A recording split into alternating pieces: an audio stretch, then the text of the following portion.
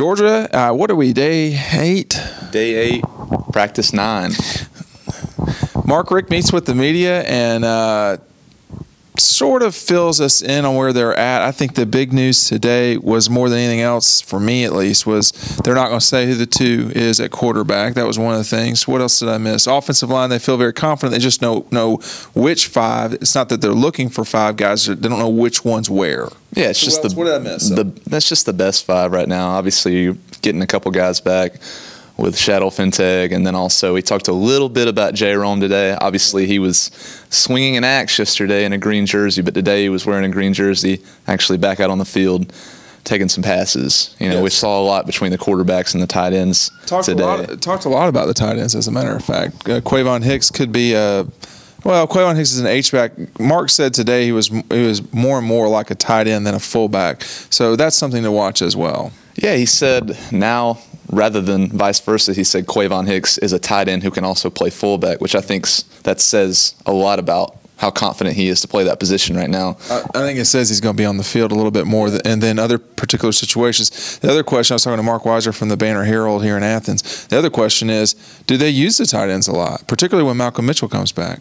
I would say probably not as much. Really right now what they need is, I think they're saying that they've got a lot of guys that can play tight end. They're trying to find the guy, I think, and that's going to be between J. Rome and Jeb Blazevich, which, whatever you say about Jeb Blazevich at this point, I know we've heard a couple of people say that they weren't too impressed with him. I, on the other hand, have been. We heard one person say that. But I agree. I think he's been pretty good. He'll play this year. How much is a good question. He'll play at least on special teams at a minimum. Well, when they get Malcolm and Justin Scott Wesley back, which still, as of today, that's been a big topic on the board. When are they going to come back? There's not a lot of information we've got to hint that it's going to be anytime soon, but they also didn't say it's going to be late either. So it's kind of up in there with those two. To me, Justin looks like he'll definitely play against definitely is a strong word. I would certainly imagine that he will play against South Carolina. I don't think he'll play against Clemson because he'll be suspended, but Justin looks more and more like himself. He's not 100% looking to me yet. No, he's come a long way since day one, and that's something we talked about yesterday. I really think that he'll be fine.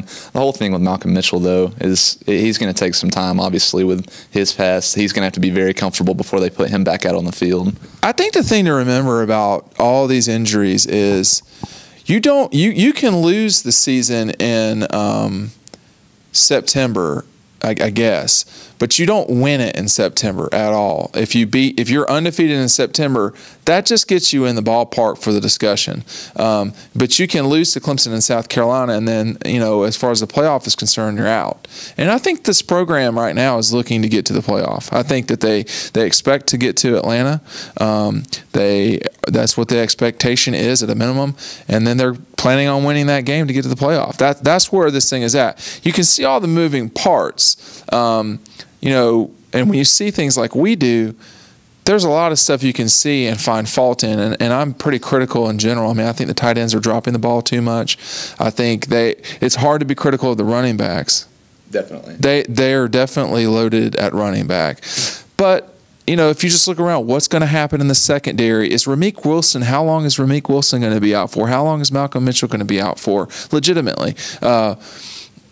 Who are your guys? Who are the secondary? Who's in the secondary? They're going to play against Clemson with a backup or with a walk-on as a starting safety for 2 years in a row against Clemson. That looks like it's possible, although I don't think Aaron Davis is the same as Connor Norman. You get the point. I think there are questions yet to be answered that we may not know until August 31st. There are tons of questions right now that need to be answered as far as that's concerned. But the good thing is that when you saw, the good thing if you're a Georgia fan, that is, when you talked to Mark Richt back in mid-July, he was very confident, seemed to think this was a team that could win the division. Today, whether he's answering those questions or not, still seems confident. Well, I'm going to ask him that tomorrow, I guess. Now, I should have asked him that today, but I think when you're in July and you can look globally down at your program, you can see sort of the same way I do that I think that this is in a good position.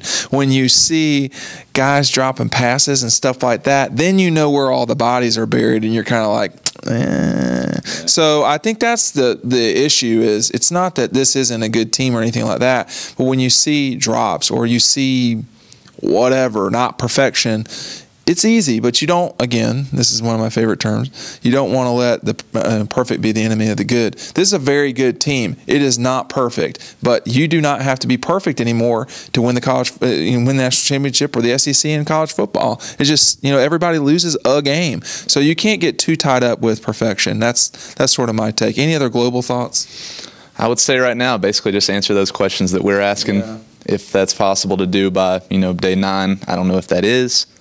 The other thing, too, that Mark said that was very telling to me is he said, we've done everything we can do to this point. So he's not being negative at all that I've heard. I mean, I think he's a little bit beat up with the press about asking about questions about injuries, which is his prerogative, and that's fine.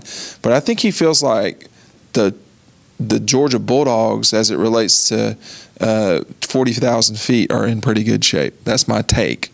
It's day 8. That's my take. Well, and tomorrow will be the scrimmage, and we'll just see where this Georgia program goes from here. Okay, from Georgia's Butts-Mehre Heritage Hall, Ethan Birch and Dean Legge signing off for Dog Post.